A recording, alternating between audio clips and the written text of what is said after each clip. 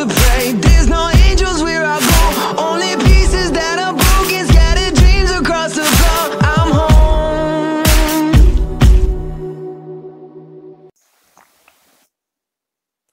Okay, hello everybody, this is Kirushuk here, and this video is probably coming up around, well, 2 o'clock in the morning, but there's good reason. I have been very busy today, and I did not have time to record. Also, my schedule got changed at work, so instead of coming in at 2 o'clock today, I was supposed to come in at 5, but I came in at 2, so that was fun. So I basically just worked 3 extra hours. And I actually got my money back because I didn't want to drive home and drive back. Now, for those of you who have stuck around my list long enough, you guys know I sometimes like to do this. If need be, just to change up some of the timelines. I like to flip the 2 weeks of training with the final exams. Basically helping the stories be more different from each other.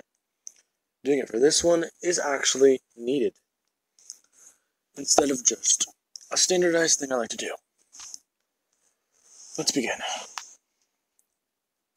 Let's see, where do we begin? Yeah, let's start on everyone getting ready for the bus. Everyone is packing up, and a lot of people are talking. May is actually someone asking this new guy in their class about his quirk, because he basically just showed up there, and instead of meeting everyone else. He's actually talking to them, saying that he's actually kind of glad he got into 1A, but why was that? Why was that other guy so him?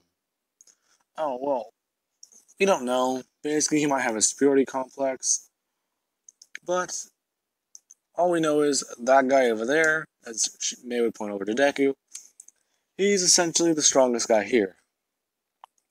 In fact, during the sports festival, his whole change with Bakugo was basically what looked like a light exercise, if not an actual workout.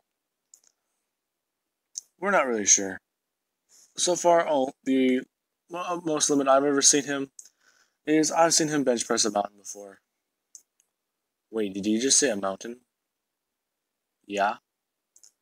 Okay, I call bullshit. There's no way that guy is as strong as you guys say. You saw him during the sports festival. Yeah, but listen, let's just go. As everyone hop on the bus, people are actually talking to Shinso, and a lot of people are talking. Bakugo is actually listening to music, and Ochako would actually ask what Bakugo is listening to. He would explain to her what he's listening to, and these two would begin talking. Deku is actually being asked a lot of questions by the rest of 1A that did not go with them. They're asking Kaminari where he was during his internship, and Kaminari would say he was actually training under another electric hero, trying to learn something about their quirk. But he's kind of sorry he missed out on the whole state thing. They would just say it's fine, he doesn't really need to be included in everything, but it just would have been better if he came. At least, he would have at least helped them. Now then, Deku, he actually looks over at Nibara and asks her if she's okay, and she's somewhat juggling with a question in her head. She's actually fondling with a cross on her neck, and she's actually moving it between her fingers as she would actually just take it off, handing it over to Deku.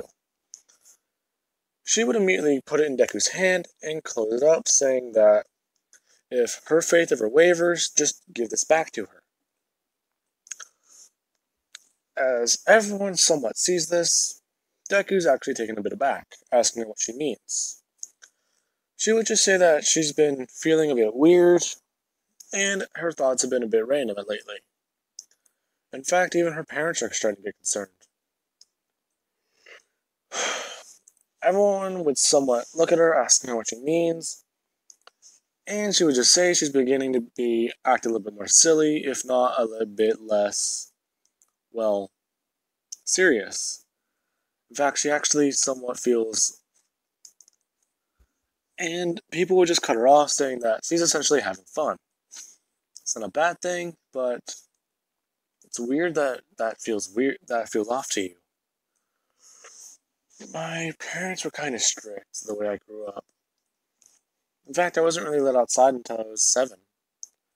This would immediately shock everyone. Now, as soon as that happened, everyone would arrive, and the Pussycats would be informed about Deku's quirk, as Eraserhead would immediately walk over to them.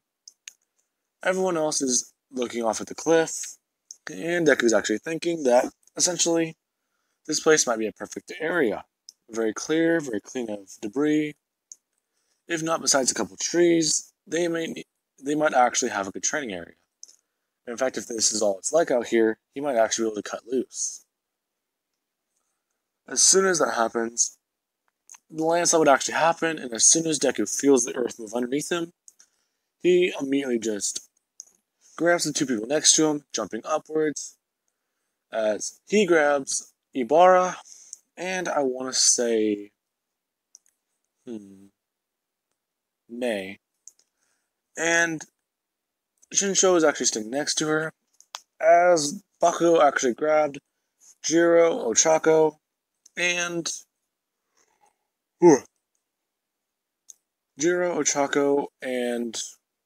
Shinsho, as Momo would get some of the other students. Now, they're actually surprised at the reaction time of some of these kids, saying that if they essentially gave them a bit of a heads up or they were paying attention, they may have actually dodged that. Deku's still somewhat in the air, as he begins essentially coming down. He turns around facing them and sees that it's just the Pussycats, as he would think, alright then, this is part of the training. As he just goes limp, falling into the earth. As he does that, people would run over, asking Deku why he did that, and he would just say, well, he had to make it look convincing.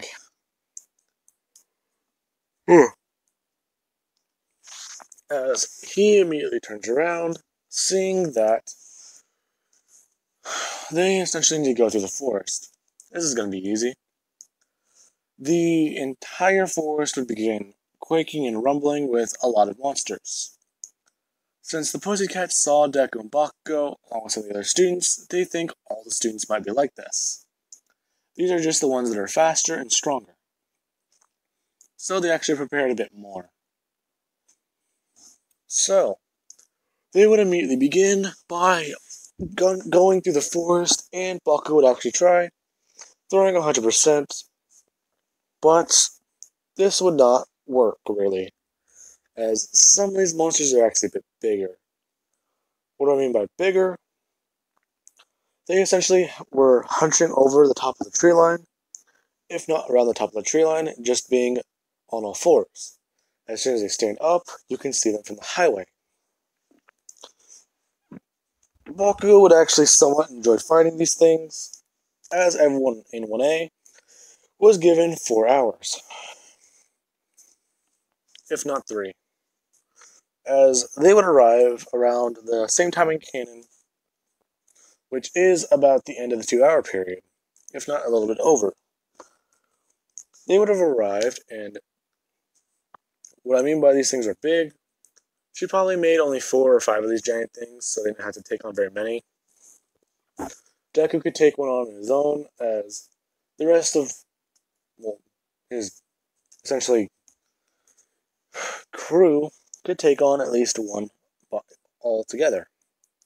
Along with Bakugo actually somewhat joining them. That's just him with his AP shot, though. Him using full cowling, he can take on another one. And another one. And, no. Anyways. They would eventually arrive at camp, and Deku actually essentially flies in, as people are asking him if he's okay. Deku would just say he's perfectly fine, why, and they would just say he has a cut on his arm. Deku would look at this and he's somewhat confused, and this is whenever the Pussycats would announce that they essentially beat their expectations. In fact, she actually had to create those things as soon as she saw what they were capable of in the sports festival. And creating those things is not easy. In fact, I think I still sensed one near as she would turn her head, she just sees Momo actually riding one. As she just thinks, oh, well, never mind. Now, you guys better get up bright and early because we will begin training tomorrow. Now, as soon as that happens, everyone gets up in their training, and Deku and Bakugo are basically told to train together. As Deku is OP, and Bakugo is basically told Deku is the only person who's ever beat him from the sports festival. So this is going to make perfect sense. Now, then, they're all fighting, and they're all doing this. Mei and Momo are actually doing different types of training, where Mei is actually improving her, fighting techniques along with different forms of magic. This is basically like stretching magic, rubber magic, different things like that, along with in somewhat working on a helmet. Now, while this is going on, Deku, he would eventually fight Bakugo to the point where Bakugo is on the edge. And these two would actually be told they at least need to try weight training, if not doing some strong training. As Deku would just say, hang on, he would immediately run out of view of the Pussycats as they see a giant mountainside slide over. And they're thinking that, did he just take out a mountain? Yeah, that kid says he does that a lot. A lot? As Bakugo immediately sees it fly through the air, he immediately puts his hands up, charging up his quirk, firing the AP shots, and actually chanting his magic words. The Pussycats would actually cover their ears from the sound, and the entire mountain would immediately explode. Actually seeing as Bakugo is shaking off his hands and actually somewhat strained in his arms. They're asking Bakugo what that was, and Bakugo would just say his best. As they would think that this guy is crazy, but that other one just threw a mountain through the air.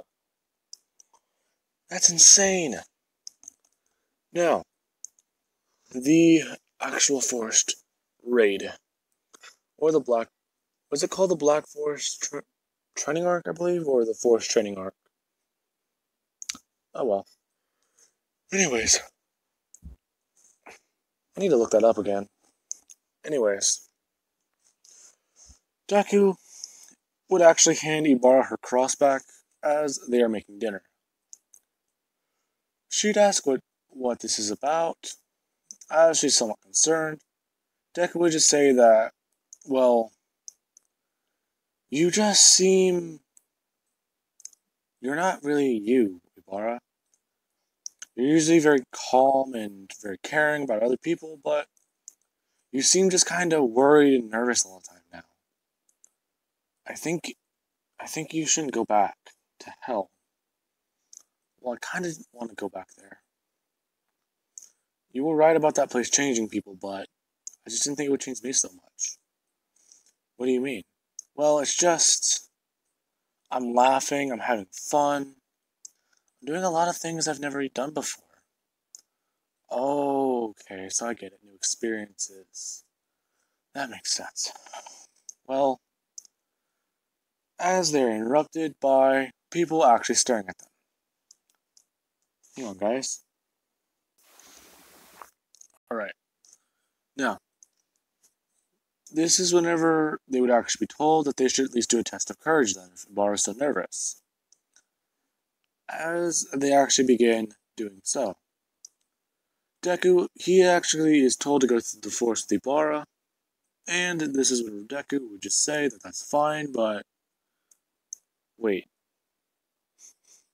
Oh no. As he immediately just thinks, okay, he'll go through, but it's probably not a good idea. As he starts trying to convince everyone else, Deku immediately looks over at his team, actually holding up his left hand, tapping the center of his hand with his middle finger. which is whenever they would actually see this, and everyone immediately starts saying that it's really not a good idea, they should just leave. 1B would actually start saying that 1A might just be scared.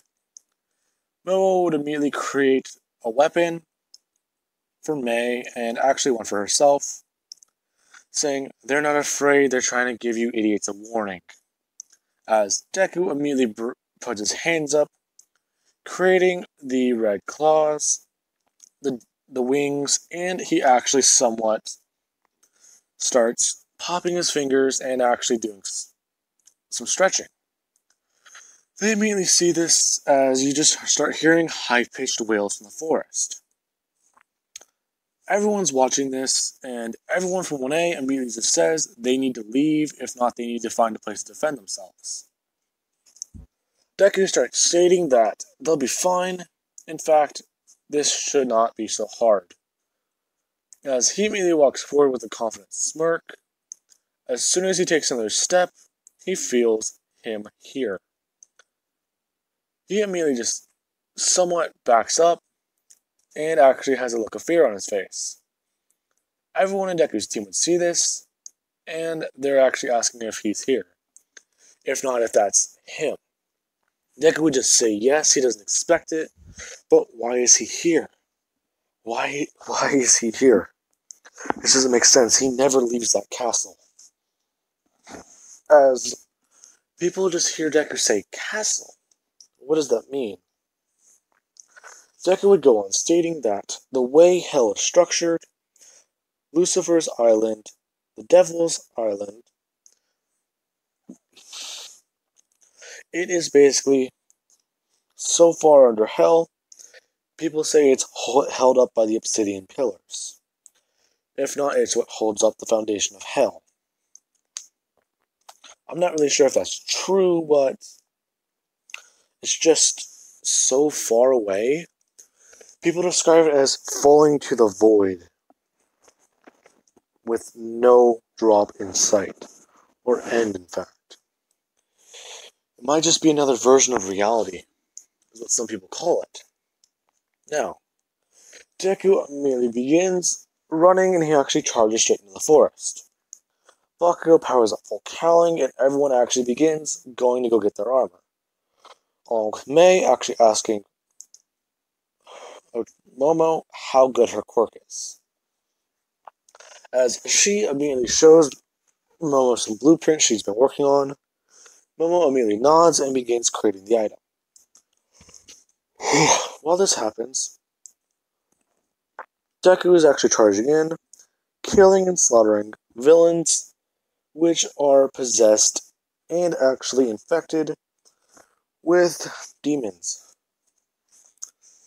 Basically, they corrupted and soul bonded with... Hang on.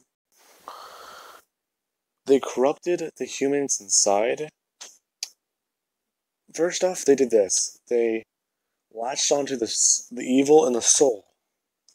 Then, they begin slowly chipping away at it, driving the person insane.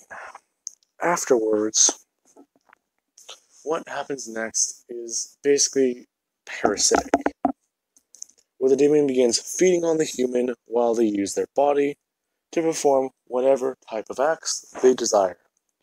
Robbing, murdering, stealing, anything they really want to do. Basically, like you're being puppeted from the shadows. Now, one such demon, Lucifer, is especially dangerous because he can use this anywhere at any time. He just doesn't do it because, well, he can't really do it unless he's in the same plane. Now, Deku immediately begins running through as he actually starts going straight for a cliffside. He jumps up, and he actually sees Koda being held by giant, long fingers, actually protruding from under a cloak. Deku says to show himself. He knows that that's him. In fact, he's always wanted to take a shot at the devil himself. Koda begins crying as Muscular's mask falls off, revealing demented horns, staggered teeth, a red eye, and Muskie would immediately drop the cloak, revealing his own pair of wings. As Muskie would begin saying in a very, very high-pitched voice, if not a very demonic screech, that it has been forever, Slayer. In fact, he has this little toy he found. The quirk in this human is actually quite impressive. He believes it may even be able to challenge that Bakugo boy.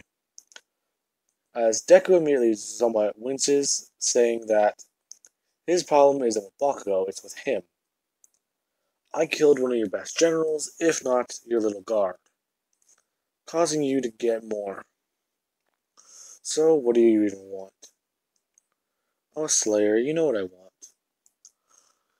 I want to watch worlds burn as I hear people scream.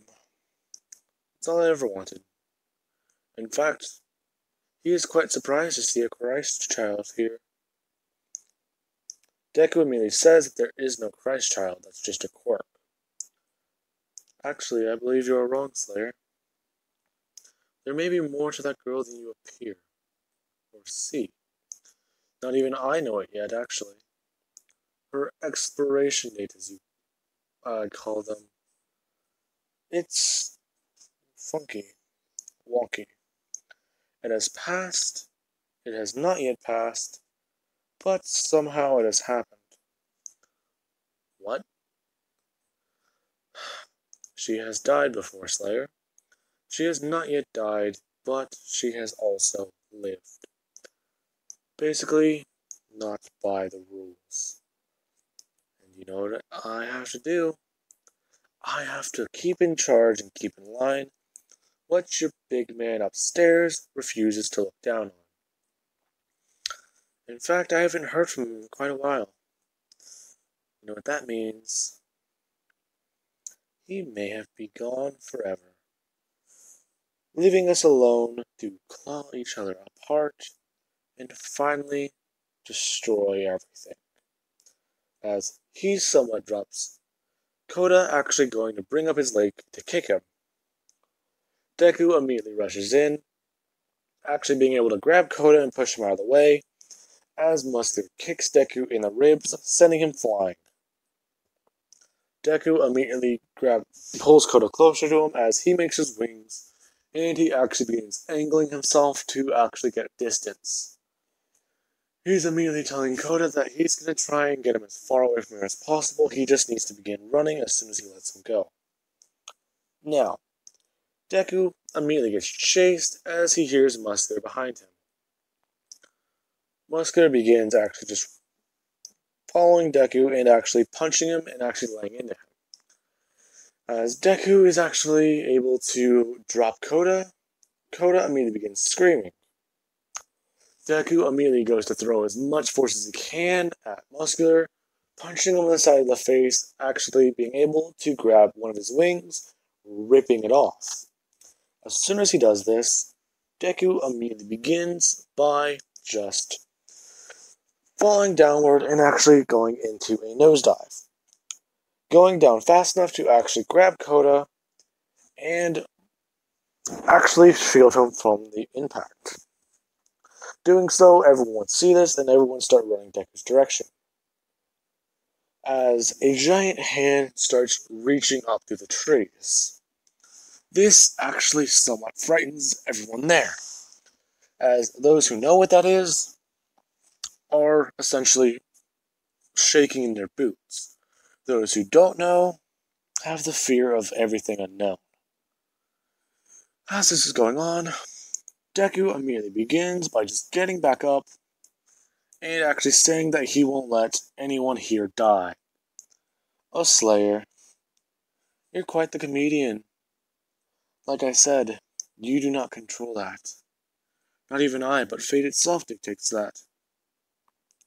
Now then, as he immediately regrows that wing, someone actually making a sound that can be attributed to pain, if not pleasure.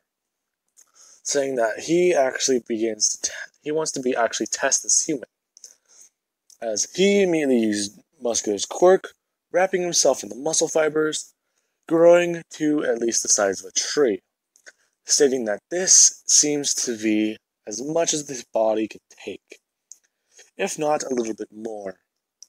As he begins charging towards Deku, Deku immediately throws his own power straight back at Muscular, as Bakugo actually charges in, along with quite a few bit of people, along with the pro heroes, and I want to say Endeavor would probably be there, but Endeavor is somewhat there to supervise Todoroki and learn more about Deku.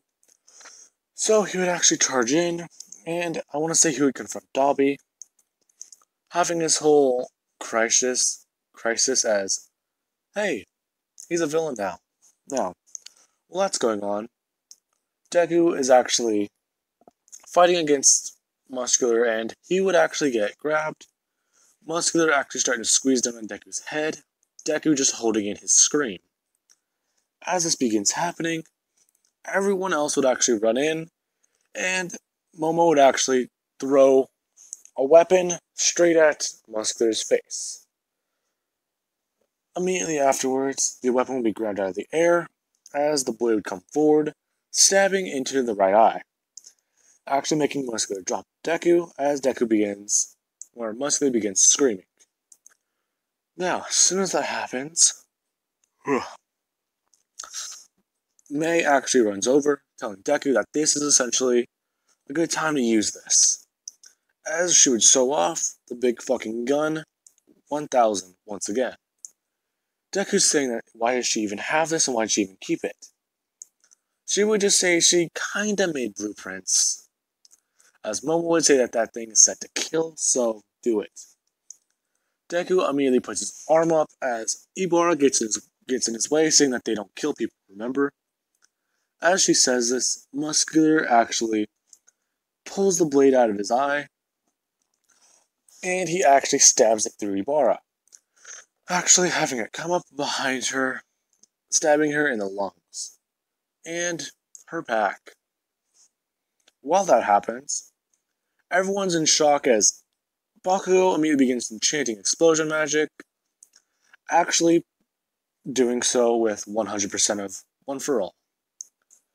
As this is going on, Deku actually begins just feeling the rage engulf him. He gets so angry to the point where he just begins forming claws, and he's actually just trying to hold back everything, but he just feels it overwhelm him. He feels nothing. As he immediately just starts creating claws, and he actually turns into a giant titan. Everyone's immediately saying to move, and Ochako would actually tap Ibara, actually pulling her as she's heavily injured. Now, while that's going on, Deku is just repeatedly smashing over and over again Muscular, as he immediately just starts, as he brings his leg up, he starts bringing it down, shrinking down, actually just punching as deep into Muscular's gut as possible, ripping out Muscular's heart, actually slamming it down into nothing, as he says that his little plaything is done and he is not welcome here, as he just starts saying everything here is his plaything. In fact, he believes the Slayer might be, but that is no fun, as he just starts shifting through a lot of different villains, just echoing his voice over and over again. Deku just bringing his hands up to his ears, actually trying to get this sound out of his head. He immediately starts running around, butchering all the villains, if not killing all of them.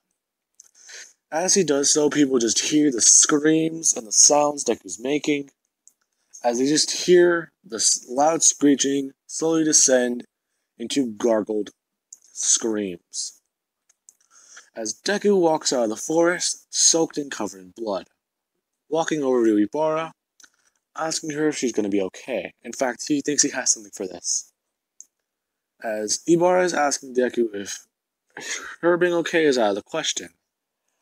Is he okay? Deku would say he'll be fine, but it's just, hang on, as he immediately just pulls out the soul. He pulls this out saying that this can actually help her. It's the one thing Lucifer always wanted. A pristine human soul. As Ibara would say that she's not taking another person's life. Deku would just say, you won't be taking it, you'll be saving it. As this person was a doctor his dad actually knew. She essentially took her own life, but she was going to be forced to wander hell, turning into either a summoner or something worse. A roamer. Basically a soul that lives its entire life in torment until it is destroyed, being lost forever. Ibara would just say she's still not taking it and she just plans on at least surviving. As she says that she doesn't really care for her own life, it's at least what a hero does. As she brings her hands up, actually starting to heal Deku. Deku's confused, asking her why not to use that on herself, and she would just say that she's supposed to save others, right? As Deku just gets annoyed, actually just telling her to take the soul. Or at least let it choose what it wants to do. As he opens the jar. As this happens, the soul immediately starts floating towards Ibara. Actually somewhat floating away, but eventually coming to rest in the center of her chest.